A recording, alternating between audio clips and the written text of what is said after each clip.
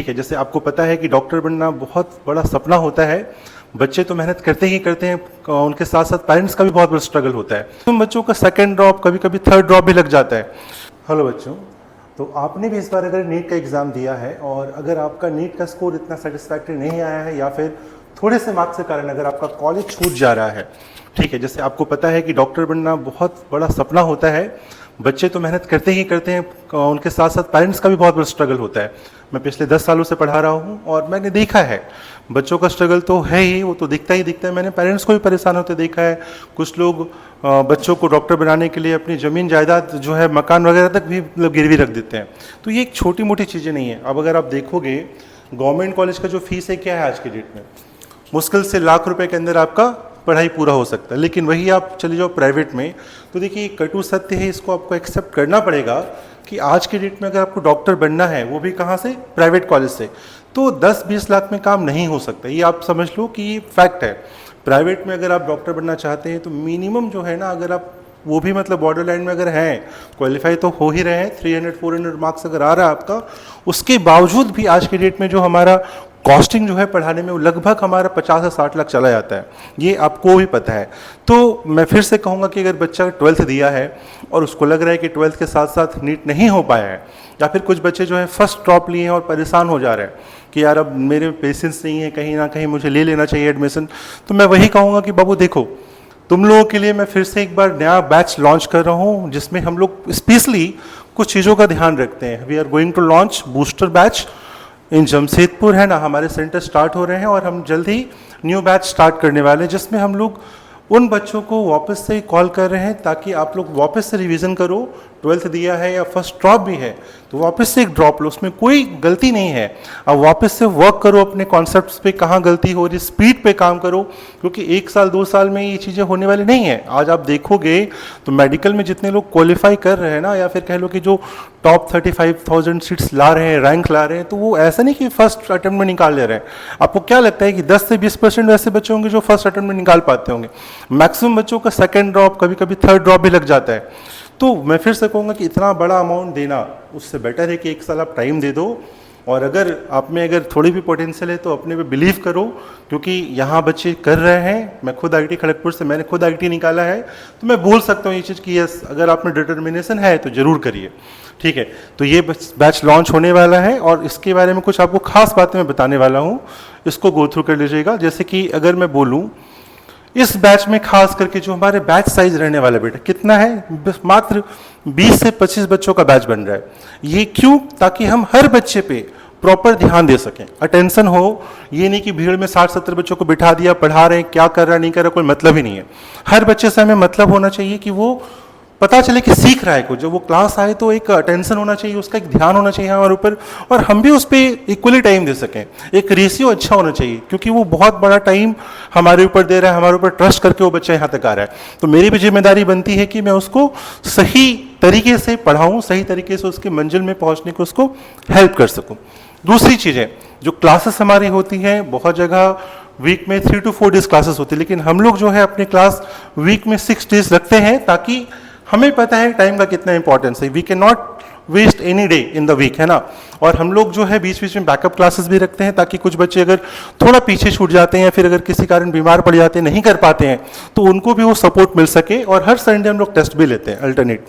उसके बाद हम लोग, आपको पता है कि जो न्यू पैटर्न आने वाला है, कंप्यूटर बेस्ड हो गया है ना, चीज़ें चेंज होगी, बदलाव आएगा, और हो सकता है कि जो बच्चा इस बार दिया है उसके लिए अगले साल न्यू होने वाला है, क्योंकि पेपर का जो माहौल है बदलेगा। पेपर अगर पैटर्न चेंज हो रहा है, तो हमारे पास ऑलरेडी जेई वाले बच्चों के लिए सीबीटी पैटर्न में टेस्ट हो ही रहा है। हमारे पास खुद का कंप्यूटर लैब है, ऐप है, जिसके थ्रू बच्चा दे सकता है एग्जाम।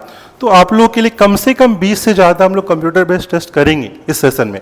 ठीक है, साथ ही साथ 70 से ज़्यादा ऑफलाइन टेस्ट तो हम लोग अभी अल्टरनेट डेज में ले रहे हैं, फोर्टनाइटली, लेकिन सितंबर से हमारा टेस्ट सीरीज स्टार्ट हो जाता है, जिसमें हर वीक टेस्ट होता है। और जैसे हमारा एग्ज़ाम पास आता है, यानी कि मतलब अगर हम फरवरी तक सिलेबस कंप्लीट कर देते हैं तो मार्च से हमारे वापस से क्लासेस स्टार्ट होते हैं और हम लोग हर 2 दिन में 3 दिन में टेस्ट लेते हैं, और जैसे से नज़दीक आता है तो लगभग डेली टेस्ट होते हैं हमारे। तो इस बार भी हमने रीनीट के लिए भी अलग से टेस्ट लिया था और काफ़ी बच्चों ने काफ़ी अच्छा परफॉर्म किया है। ठीक है, तो ये चीज़ें आपकी ऑफलाइन टेस्ट के बारे में हो गई। और साथ ही साथ अगर मैं क्लास की टाइमिंग की बात करूँ तो जो क्लासेस आपके ऑफलाइन होंगे ना, लगभग हम पूरे साल में, जो कि मई तक आपका जाएगा नेक्स्ट सेशन, 850 आवर्स प्लस का क्लास ले रहे हैं। वो भी जो टीचर्स आपको पढ़ाएंगे वो कोई नॉर्मल MSc BSc टीचर्स नहीं होंगे बाबू। फिजिक्स में आपको IIT कानपुर से सर पढ़ाते हैं, अभय सर। केमिस्ट्री में खुद पढ़ाऊंगा, और जो डॉक्टर्स हैं हमारे बायो में, जूलॉजी बॉटनी के, वो खुद MBBS डॉक्टर्स आपको पढ़ाने वाले हैं। तो ये सब चीज़ें हैं जो आपको ध्यान रखनी है। और साथ ही साथ जो लास्ट पॉइंट है टेस्ट का एनालिसिस, ये बहुत इंपॉर्टेंट होता है हर बच्चे के लिए। जब बच्चा एक पढ़ाई करता है तो उसको समझ में आता है कि वो सब सही कर रहा है, बट एक्चुअल में काफ़ी सारी गलतियां होती हैं जो उसे समझ में नहीं आती है। आपको पर्सनली बच्चों पे ध्यान देना पड़ेगा। जो टेस्ट होता है, टेस्ट के बाद का जो डिस्कशन है वो बहुत इंपॉर्टेंट होता है। एक मिस्टेक वाली बुक बनानी पड़ती है, उस पर हम लोग को वापस से देखना पड़ता है बच्चा किस कॉन्सेप्ट में फंस रहा है, कहाँ दिक्कत हो रही है। वैसे कॉन्सेप्ट हम लोग बार बार करवाते हैं सो दैट उस पर्टिकुलर कॉन्सेप्ट में बच्चे की जो कमी है वो पूरी हो सके, दूर हो सके, और उसको कॉन्फिडेंस वापस से मिल सके। इनफैक्ट आप बताओ, मैं जितनी क्लोजली बच्चों को ऑब्जर्व किया हूँ, इस बार भी हमारी स्टूडेंट है पार्वती है, मैंने जो कि अच्छा सा स्कोर 600+ स्कोर किया था उन्होंने, इस बार भी आ ही रहा है। तो रिजल्ट्स तो हम लोग हर साल देख ही रहे हैं, जमशेदपुर के टॉपर्स भी हम लोग निकाल ही रहे हैं बार बार, चाहे वो मेडिकल का फील्ड हो, चाहे वो JEE का फील्ड हो। तो उनके साथ रह के जो मैंने भी उनसे सीखा है वो मैं आपके साथ शेयर करना चाहता हूँ। वो मैं आपके साथ शेयर हर क्लास में करता हूँ। क्या होता है कि थोड़ा बहुत गलती, ऐसा नहीं कि कुछ नहीं आता है, बहुत कुछ आपको उस कॉन्सेप्ट में ऑलरेडी आ रहा होता है, लेकिन कुछ छोटे मोटे पॉइंट से बच्चा छूट जाता है, उसकी मिस्टेक्स बार बार हो रहे होते हैं। तो थोड़ा सा अगर उनके साथ टाइम बिता के सही से उसको क्लियर किया जाए, वैसे क्वेश्चन क्लास में बराबर करा दिए जाए, तो उनका कॉन्सेप्ट अपने आप बिल्डअप हो जाता है। तो यही चीज़ें मैं फिर से कर रहा हूँ कि ये सब बहुत इंपॉर्टेंट पॉइंट्स है जो आपको दिया जाएगा। और साथ ही साथ जो बच्चे इस बार डॉक्टर बन रहे हैं और निकल रहे हैं, गवर्नमेंट कॉलेज जा रहे हैं, हर साल ही हम करवाते हैं, उनको क्लास में बुलाते हैं, आपके साथ रूबरू कराते हैं, मिलवाते हैं, उनसे सिखाते हैं कि देखो कैसे इन लोगों ने किया। तो सबसे इम्पॉर्टेंट ये है कि आप पहले अपने में बिलीव करिए, है ना, और फिर हम लोग आपके साथ तो रहेंगे ही रहेंगे। और फिर से मैं कहूँगा, डॉक्टर बनना छोटा मोटा बात नहीं है, बहुत बड़ी बात है, बहुत बड़ा स्ट्रगल है, और बहुत बड़ा इसका रिवॉर्ड भी है ना। आप भगवान के दर्जा आपको दिया जाता है तो ऐसे नहीं दिया जाता, इसके लिए मेहनत भी करनी पड़ती है, पेशेंस रखना पड़ता है। अब जब बड़े होके बड़े बड़े हॉस्पिटल में ऑपरेशन करेंगे ना, तो ऐसे सिचुएशन बहुत बार आएंगे, तो आपको वो चीज़ देखनी पड़ेगी। मैं अपने स्टूडेंट से जो ऑलरेडी डॉक्टर्स बन के कहीं ना कहीं काम कर रहे हैं, उनसे मैं कॉन्टैक्ट में रहता हूँ, तो ये दिखता है कि हाँ, पेशेंस कितना ज़रूरी है। So wish you all the best. जो भी बच्चा जमशेदपुर में बायो लेके पढ़ रहा है, आप उनके साथ ये वीडियो शेयर कर सकते हैं, और ऐसे डिटेल्स जानने के लिए अपने चैनल को सब्सक्राइब या लाइक भी कर सकते हैं। आपको ये अपडेट मिलता रहेगा आने वाले टाइम पे क्या क्या है। और जल्द ही इसी संडे को उन बच्चों के लिए मैं एक सेमिनार कर रहा हूँ जिन बच्चों को लगता है कि वो अब उनमें हिम्मत नहीं बची है, वो ड्रॉप नहीं ले पाएंगे, उनके लिए MBBS के अलावा और क्या क्या हमारे पास ऑप्शंस होंगे, वो क्या क्या और कर सकते हैं, उनके बारे में भी आपको बताया जाएगा।